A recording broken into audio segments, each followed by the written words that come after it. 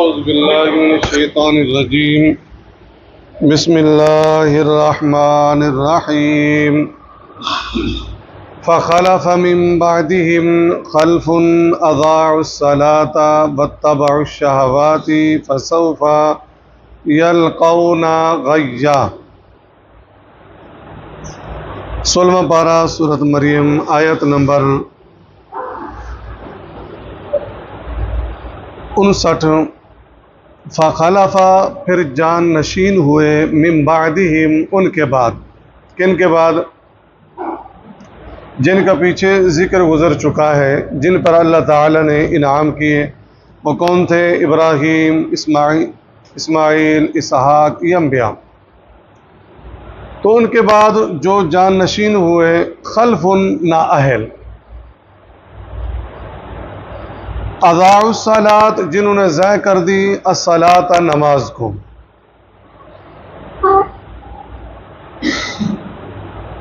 ضائع کرنے سے مراد کیا ہے؟ ایک ہے نہ پڑھنا، جس نے جان بوجھ کر نماز چھوڑ دی تو اس نے کیا کیا؟ کفر کیا۔ بین العبد و بین الکفر ترک الصلاۃ، بندے اور کافر کے درمیان کیا ہے؟ فرق کرنے والی نماز ہے، وہ تو علیحدہ مسئلہ ہو گیا۔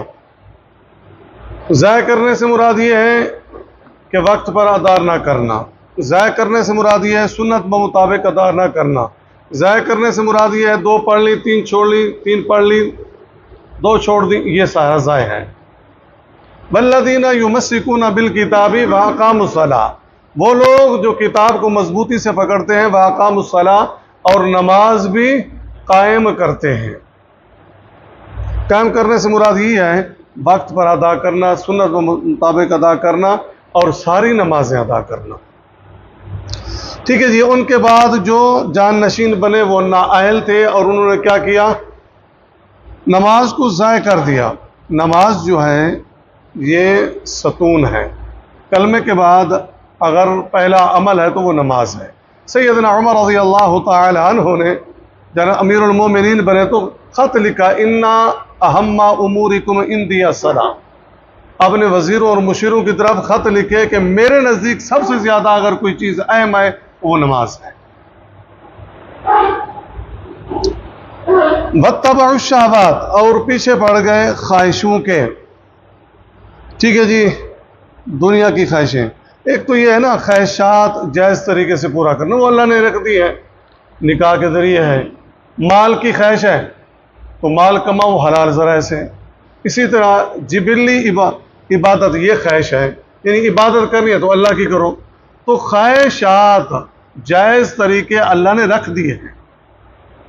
مال کی ہے تو مال کماؤ حلال طریقے سے، سود کو چھوڑ دو۔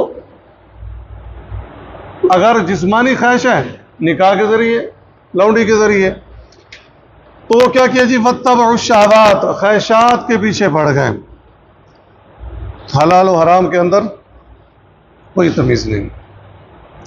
فسوف، پس ان قریب، یلقون، انہیں ملے گی غیا، گمراہی کی سزا۔ ان قریب سے مراد کیا ہے؟ قیامت کے دن انہیں اللہ تبارک و تعالی سزا دیں گے۔ اور مفسرین کہتے ہیں غیا ایک جہنم کی وادی ہے جو بہت گہری ہوگی، اور ایسے لوگوں کو ڈالا جائے گا۔ الا من تاب و آمنا، مگر جس نے توبہ کی، و آمنا، اور ایمان لے آیا،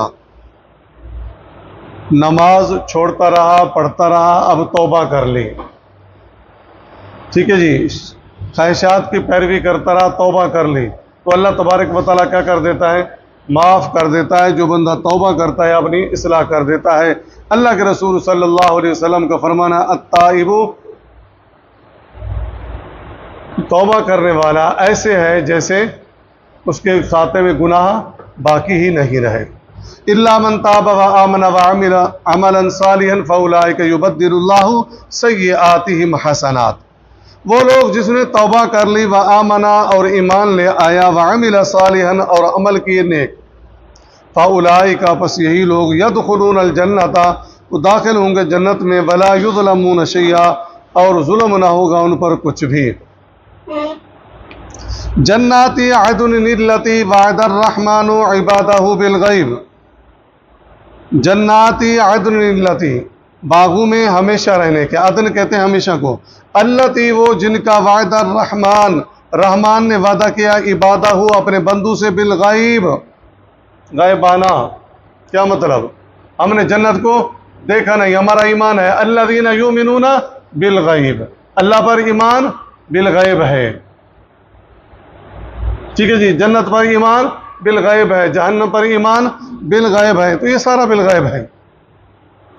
انہ کان وعدہ مأتیا، بلا شبہ ہے اس کا وعدہ آنے والا۔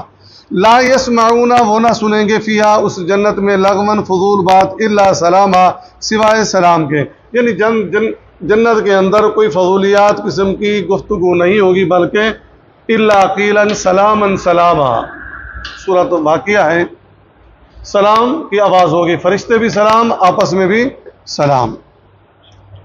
وَلَهُمْ، اور ان کے لیے، رزقہم، ان کا رزق، فیہا اس جنت میں، بکرۃ و عشیہ، صبح اور شام ہوگا۔ کیا مطلب؟ جنت میں صبح اور شام ہوگی، دن اور رات ہوگی؟ جی جی نہیں ہوگی، ٹھیک ہے جی۔ صبح شام سے مراد یہ ہے کہ جس طرح ہمیں صبح اور شام کا یہ ایک وقت ہے، لیکن مفسرین اس کا معنی یہ کرتے ہیں صبح شام سے مراد یہ ہے کہ ہمیشہ، ہمیشہ۔ کیوں؟ قرآن میں ہے وَلَكُمْ فِيهَا مَا تَشْتَهِي أَنفُسُكُمْ، جب تم جو چیز چاہو گے تمہیں مل جائے گی۔ پھر صبح شام کا کیا معنی ہے؟ تو بکرۃ و عشیہ لفظی طور پہ معنی صبح شام ہے، لیکن یہ ہے کہ ہمیشہ ان کو ملتا رہے گا جب وہ چاہیں گے۔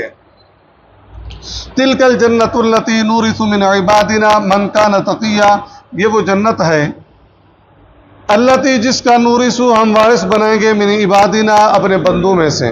وارث، وارث بندہ کس کا بنتا ہے؟ وارث کس کا بنتا ہے بندہ؟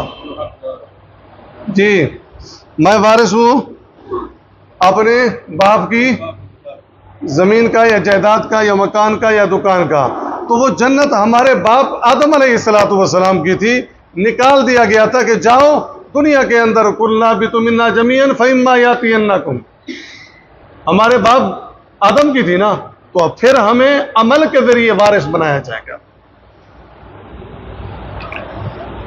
ٹھیک ہے جی۔ تِلْكَ الْجَنَّةُ الَّتِي نُورِثُ مِنْ عِبَادِنَا، یہ ہے وہ جنت جس کا ہم وارث بنائیں گے، من عبادنا اپنے بندوں میں سے، من کان تقیہ جو پرہیزگار ہوں گے، پرہیزگار، نیکی کرنے والے، برائی سے رکنے والے، گناہوں سے بچنے والے، ٹھیک ہے۔ اس میں توحید بھی آ گئی، اتباع بھی آ گئی، سنت بھی آ گئی، حلال بھی آ گیا، حرام سے بچنا، بدعت سے بچنا، شرک سے بچنا۔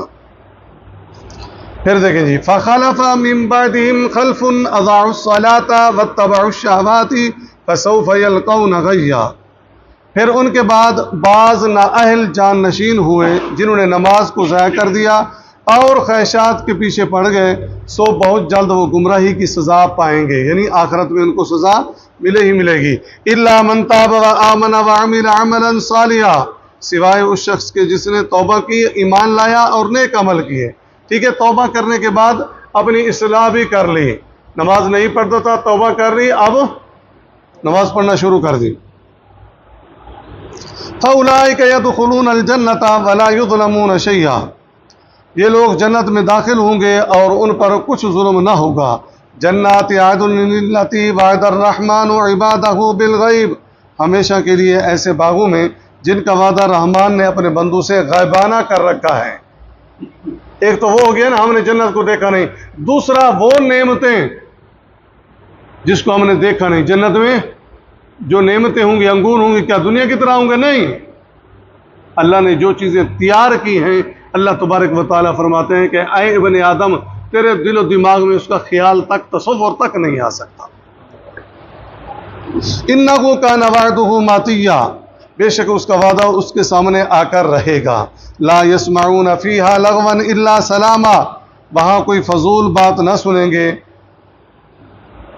بلکہ سلام ہی ہوں گے۔ وَلَهُمْ رِزْقُهُمْ فِيهَا بُكْرَةً وَعَشِيًّا، اور ان کو وہاں ان کی روزی صبح و شام ملتی رہے گی۔ سبحانک تِلْكَ الْجَنَّةُ الَّتِي نُورِثُ مِنْ عِبَادِنَا مَنْ كَانَ تَقِيًّا، یہ وہ جنت ہے جس کا وارث ہم اپنے بندوں میں سے اس شخص کو بناتے ہیں جو پرہیزگار ہو۔ سبحانک اللہم و بحمدک، نشہد ان لا الہ الا انت، نستغفرک و نتوب الیک۔